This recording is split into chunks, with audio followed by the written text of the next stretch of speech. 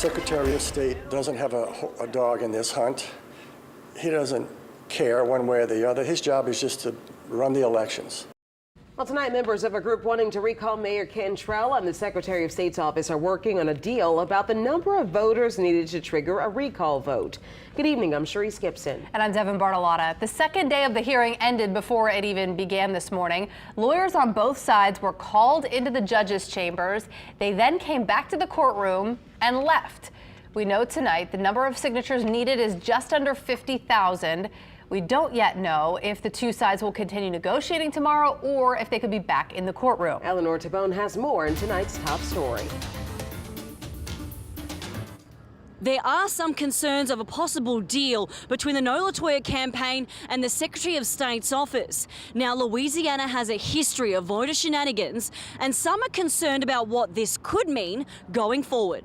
We're in uncharted waters right now. This has never really happened before. We don't know what kind of benchmarks they would set or what kind of criteria they would establish to determine whether people would be removed from active status to inactive status. There's a possible deal in the works that would see the number of signatures needed to force a recall vote, according to our partners at NOLA.com. Dr. Ed Chovanec from the University of New Orleans says it's very difficult to say what this deal would look like. We use the voter file for our public opinion polls, and we know going in that about 20% of the numbers that we call are non-working numbers. He says the agreement is about determining the correct number of active registered voters in the parish. We know that the list is not perfect. Now the question is what's the scale, what's the scope of those people who have moved or who have passed on. Remember, inactive voters can still vote. They just have to prove their address.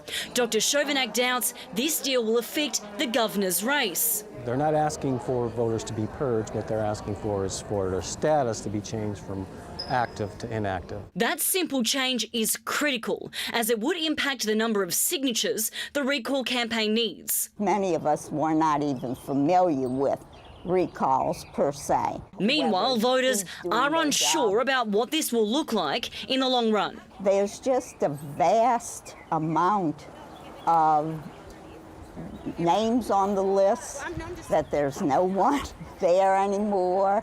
People say no, they haven't lived there in years. You go to buildings that are even no longer there. So that is a concern, I think. To reiterate, this is not a purge. The voting rolls will remain intact. So to check your voter status, you can download the Go Vote app. At City Hall, Eleanor Tabone, Eyewitness News.